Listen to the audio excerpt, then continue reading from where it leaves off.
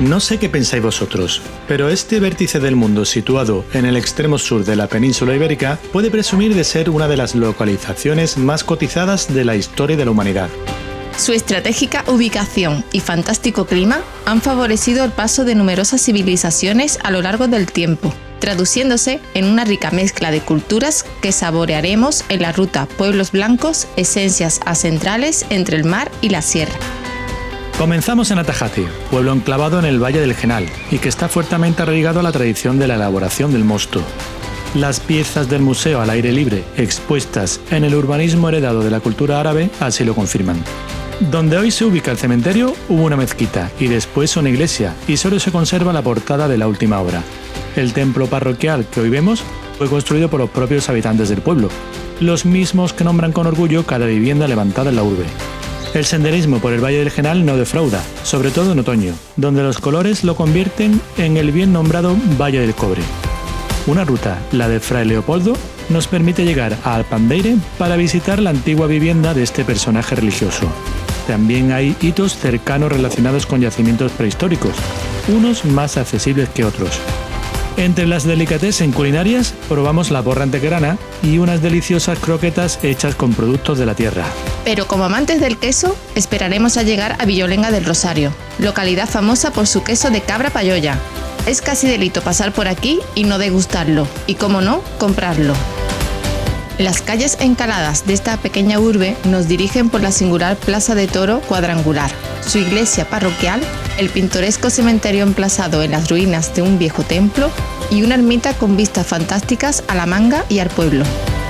En Villolenga tampoco faltan los senderos. Hay uno que alcanza el pico más elevado entre los farallones rocosos que protegen la urbe. Desde aquí, el Parque Natural Sierra de Grazalema se ve increíble. Y si alargamos un poco más los pasos, conoceremos la calzada romana que llega a Ubrique. Una antigua vía cuyo tránsito era controlado desde Ocuri, estratégica ciudad romana a cuyo yacimiento recomendamos la visita. Bornos, nuestra siguiente parada, también gozó de interés fronterizo entre los reinos cristianos y el nazarí de Granada, pero ya en época de la Reconquista.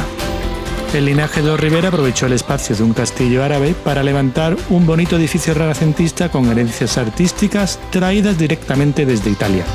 Del estilo musulmán todavía se conserva parte de la muralla almenada y la torre del homenaje. Hermosos también son sus jardines, los cuales disponen de una logia de estilo pompeyano única en Andalucía. Los Rivera también levantaron un edificio para albergar a los criados más ancianos, aunque debido a su magnitud terminó por convertirse en un convento. Contiguo al palacio, visitamos la plácida imagen de la patrona de Bornos, emplazada en la capilla del Rosario de la iglesia parroquial. Con suerte, frente a la portada del templo podéis encontrar a Merchi, una enamorada del Betis que convirtió su antigua tienda en todo un museo verde y blanco. En época estival, el embalse de Bornos se convierte en una playa artificial con opciones para el baño, practicar deportes acuáticos o darse un festín en el chiringuito. El agua nos llama. Nos vamos a las orillas de Chipiona, donde la brisa no cesa de acariciar los muros del santuario de Regla, su concurrido arenal o la atalaya que se levanta en la Punta del Perro. Recomendamos visitar este faro, el más alto de España, pues desde la cima hay fantásticas vistas a los corrales de pesca, el litoral de Doñana, los tejados de la urbe y las playas. Un paseo hacia la costa oriental nos brindará los alicientes del castillo, la Cruz del Mar, el puerto y el monumento homenaje a la más grande. La calle Isaac Peral concentra gran parte de la actividad comercial de Chipiona. Su mercado de abastos exhibe gran variedad de productos frescos del mar, algunos de ellos destinados para ser degustados en los restaurantes de la localidad. Las noches de Chipiona resuman magia, a la luz de un faro que ya empieza a dirigirnos hacia el sur, a Sahara de los Atunes. Aquí hay atún hasta en el nombre. En la Edad Media, los duques de Medina Sidonia adquirieron los privilegios del uso de las almadrabas y levantaron un palacio que hacía las veces de bastión defensivo, lugar de residencia y factoría para el tratamiento del atún. La iglesia que se integra en este complejo ocupa el espacio de uno de los antiguos saladeros.